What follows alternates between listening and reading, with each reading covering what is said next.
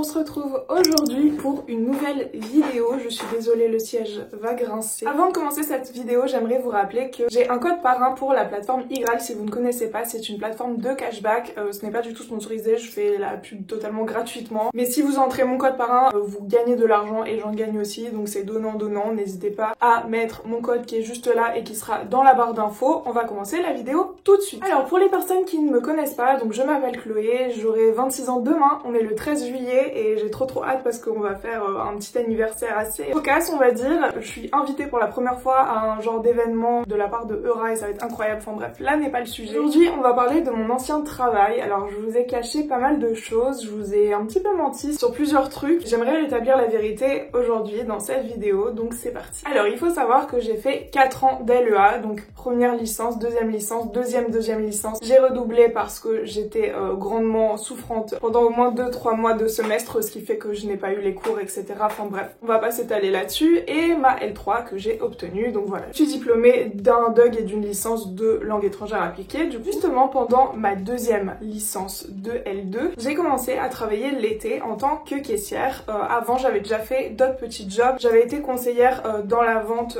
justement, enfin, que je dis conseillère, mais je faisais tout. La caisse, la manutention, les inventaires, tout. Pour une marque de prêt-à-porter pour hommes, assez luxueux, on va dire. C'était pas du bas de gamme, j'étais vraiment dans un truc assez haut. Et je me suis dit, pour l'été de ma L2, justement, j'ai commencé en 2014 ou 16, je sais plus. Je me suis dit, bah, je vais chercher un petit taf et tout. Et par le biais d'une ancienne amie, bah, j'ai été contactée pour passer 2 mois dans une entreprise. Donc c'était juillet-août, 35 heures pour tout l'été. J'étais donc caissière dans ce magasin-là, donc tout l'été en 35 heures. Et ensuite, comme j'avais fait mes preuves et que bah, j'avais aucun souci en caisse, on m'a proposé de me prendre en 10 heures en contrat étudiant CDI. Ça vraiment, ça a été génial. C'est grâce à ce job que j'ai pu me prendre un appartement et tout. Enfin, un CDI, ça aide vraiment dans la vie. Donc j'étais super contente. J'étais tout le temps en caisse. Je faisais que ça. Et c'est un magasin, je vais certainement pas dire le nom du magasin parce que bah, même s'il est pas très répandu en France, j'ai pas envie qu'on sache où j'ai travaillé, dans quelle ville et tout. Donc voilà, juste j'étais caissière. C'était une sous-filiale d'Auchan. Ouh mon petit amour, tu t'es réveillée? Attendez, il y a Zoé qui s'est réveillée. Hop. Bonjour mon petit amour. Ça va? T'as bien dormi? Oh, elle est trop mignonne, regarde-la. Oh là là, elle passe pas très bien à l'écran, mais je vous jure qu'en vrai elle est belle. Donc bref, les années passent, et en fait le truc c'est que je suis restée 5 ans dans cette branche. Le problème c'est que je ne vous ai pas tout dit. En fait au tout début de ma chaîne je vous avais dit, je suis prise en tant que caissière, je suis en CDI, je vais travailler tous les week-ends et tout. Donc j'ai accumulé 2 ans en travaillant et en ayant des études. C'était très compliqué, c'est-à-dire que vous n'avez aucune vie sociale, puisque du lundi au vendredi vous êtes en cours et du samedi au dimanche, parce que moi je travaillais le dimanche, vous êtes au travail et c'est assez compliqué. Cependant, bah, je gagnais ma vie comme ça, je payais mon loyer comme ça, etc. J'étais donc détachée financièrement de mes parents assez jeunes et le fait que je puisse me dire je suis indépendante, 20 ans pile j'étais indépendante et voilà, ça n'a pas de prix pour moi. Vraiment, j'étais trop contente de plus dépendre de mes parents et de dépendre de personne à part moi-même. Voilà, je vous révèle la vérité ici, c'est qu'en fait j'ai été caissière pendant 5 ans. Le problème, c'est que je ne vous l'ai pas dit. Pourquoi? Tout simplement parce qu'on commençait à me reconnaître, que ce soit des collègues, que ce soit des stagiaires qui arrivaient, qui me disaient c'est toi Sirène Essence, je te connais, je t'ai reconnue et tout. Que ce soit en caisse, donc c'est-à-dire que des abonnés passaient à ma caisse. Je ne voulais absolument pas que ça se sache. Alors, pourquoi me diriez-vous? Tout simplement parce que à l'époque, je sais que maintenant ça a changé, le directeur était assez catégorique, le grand patron avait des idées, comment dire, assez arriérées et il vivait pas avec son temps en fait. Et je me suis dit, si un jour il apprend que moi, Chloé, la petite caissière, elle fait des vidéos, elle a 50 000 abonnés et elle fait des vidéos sur les poils, sur le féminisme, sur des trucs vraiment militants pour lesquels je sais il n'aurait pas été d'accord, il pouvait faire ce qu'il voulait, il pouvait me virer et tout. Sauf qu'en fait, moi, je dépendais de ce taf. Je pouvais plus payer mon loyer si j'avais plus ce taf. Et j'étais en 10 heures, je voulais certainement pas perdre un contrat étudiant, c'est très compliqué à trouver. Enfin personnellement moi j'ai eu beaucoup de mal à trouver ce contrat étudiant. Surtout que je faisais bien mon taf et tout, enfin j'arrivais jamais en retard, j'avais toujours des bons retours des clients. J'étais vraiment super bienveillante avec les clients et tout, enfin on se connaissait, enfin c'était trop cool. Ça je vous parlerai de mon expérience un petit peu plus tard dans la vidéo. Mais du coup la raison du pourquoi c'est tout simplement que je ne voulais pas déjà me dire, alors si je dis où je travaille, des gens vont venir me voir et sûrement acheter des trucs à cette entreprise que je ne cautionne pas, parce qu'il faut savoir que je travaillais pour une entreprise où je ne cautionnais pas en fait ce qu'ils faisaient, enfin c'était viande à gogo et tout le délire. Donc non en fait, je passais de la viande en caisse, j'avais envie de vomir juste derrière, vous voyez. Je ne voulais absolument pas que des abonnés donnent leur argent à cette entreprise, surtout pas, déjà que moi je travaillais à contre-cœur pour ce genre de bail. Après je me disais que si c'était pas moi, bah ce serait quelqu'un d'autre et ce serait la même chose. Et pour ma conscience, j'étais déjà pas sereine. Alors bien évidemment, j'étais pas en rayon boucherie ou quoi que ce soit, juste j'étais à la caisse et rien que le fait de devoir passer de la viande, mon esprit militant ne concordait pas du tout avec cette entreprise. Et de une, donc je ne voulais pas qu'on vienne me voir pour ça. Deux, je savais qu'il y avait des abonnés qui savaient où je travaillais. J'en ai rencontré qui travaillaient dans le secteur un petit peu autour et qui me disaient ah moi je travaille là et tout. Et je ne voulais absolument pas que ça sache que Chloé, tous les dimanches elle est là. Déjà juste pour ma sécurité, parce qu'en fait à partir du moment où t'es sur les réseaux sociaux et que tu deviens un minimum connu et qu'en plus t'as des idées militantes qui ne sont pas forcément en accord avec tout le monde, je pense par exemple aux gens qui sont anti-féministes, anti-véganes, je ne sais pas en fait, ils pensent que le patriarcat n'existe pas, enfin je sais pas, on pourrait venir me casser la gueule. Les gens auraient pu savoir que chaque samedi, chaque dimanche, j'étais là tous les week-ends, donc chaque samedi, chaque dimanche, on pouvait tomber sur moi. Il suffisait que, je sais pas, à un moment il y ait ma responsable derrière moi ou quoi, et qu'un abonné passe et me dise ah c'est toi Cyrénaissance, juste non en fait, non, c'est quelque chose, je vous ai dit, moi j'ai jamais voulu être connue, jamais voulu être reconnue non plus dans la rue et encore moins au travail, surtout. Travail devait rester travail et réseaux sociaux. Moi il y avait vraiment un fossé entre les deux et je ne voulais absolument pas mélanger ces deux mondes parce que je ne disais à personne que j'avais une chaîne YouTube. Pourtant j'avais énormément d'amis, énormément de connaissances. Dans mon ancien travail, on était quand même une grande boîte où je connaissais tout le monde et tout le monde me connaissait. Alors soit les personnes ne me l'ont pas dit pour justement éviter ce petit malaise, mais en tout cas les personnes ne savaient pas que j'avais une chaîne YouTube et c'est quelque chose que je ne mettais absolument pas en avant parce que pour moi c'est mon petit jardin secret comme je vous l'ai toujours dit. Je voulais absolument pas mélanger les deux mondes du travail et des réseaux sociaux et encore moins que les réseaux sociaux, c'est-à-dire mes abonnés, viennent me voir au travail. Ça serait hyper malaisant. J'ai tombé sur une personne, je me souviendrai toujours, à Noël, je l'encaissais et tout. Ce qui est plutôt cool, c'est que là-bas il y avait quand même un accoutrement à mettre, enfin je veux dire, je vais pas vous dire pour éviter que vous reconnaissiez, mais il y avait un truc sur la tête, il y avait tout ça, en fait je devais me changer totalement. Du coup ça a fait qu'on me reconnaissait un petit peu moins, mais je me souviendrai toujours à Noël, il y a une fille qui est passée à ma caisse et qui m'a dit ah c'est toi qui as fait la vidéo sur le henné, parce qu'à l'époque j'avais fait une vidéo sur le henné Garnier, je pense, un truc du genre, enfin ils avaient sorti une poudre ayurvédique et j'ai été vraiment choquée parce que c'était la première fois qu'on me reconnaissait, c'était il y a très longtemps, alors que j'avais justement cet accoutrement et je me disais purée on peut me reconnaître comme ça. Toujours que quand il y a eu le Covid et qu'on a dû mettre des masques, moi j'étais contente en fait parce que ça faisait un truc en plus dans notre déguisement qui fait qu'on pouvait éviter de me reconnaître. Et donc voilà, les raisons c'est vraiment le fait que j'avais peur d'être virée,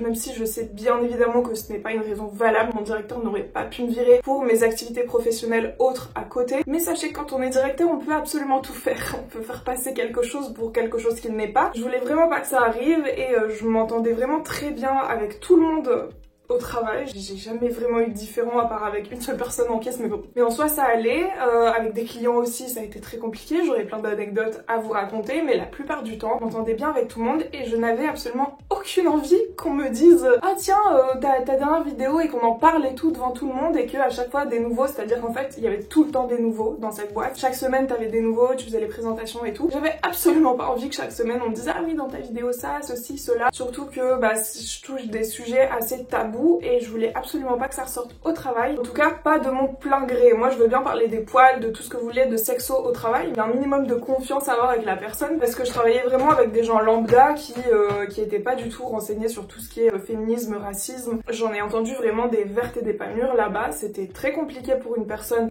woke, en tout cas déconstruite, de travailler là-bas et d'entendre des choses mais vraiment j'en ai entendu, quand je peux vous dire que j'en ai entendu, j'en ai vraiment entendu. Donc voilà pourquoi je vous ai caché que j'étais caissière, tout simplement parce que même encore si j'avais taffé dans un rayon où je sais pas, je faisais préparatrice de trucs et tout, j'aurais été cachée de la clientèle, mais là en fait tous les jours je me confrontais aux clients qui pouvaient être tout simplement vous. Et je comprends bien évidemment que vous auriez réagi en mode oh mais t'es Cyrénaissance, je peux prendre une photo, tout ça. Ça m'aurait extrêmement gênée et je peux vous dire que j'en ai fait des crises d'angoisse à ce sujet. J'avais trop peur. À chaque fois que je passais une personne qui avait genre mon âge et qui me regardait du genre est-ce que c'est toi? Je veux pas faire la star, attention, hein, mais juste je sentais dans son regard qu'elle me regardait, bon soit j'étais trop belle, soit je sais pas, j'avais un truc au milieu des dents, mais mon cœur commençait à battre de ouf et à me dire oh non s'il te plaît ne me dis pas que tu me connais, je ne veux pas qu'on sache où je travaille, et c'est quelque chose vraiment qui me fait trop peur. Je vous ai déjà dit que une de mes phobies, genre vraiment phobie, je n'exagère pas, c'est qu'on trouve où j'habite, c'est que je me retrouve à avoir des gens qui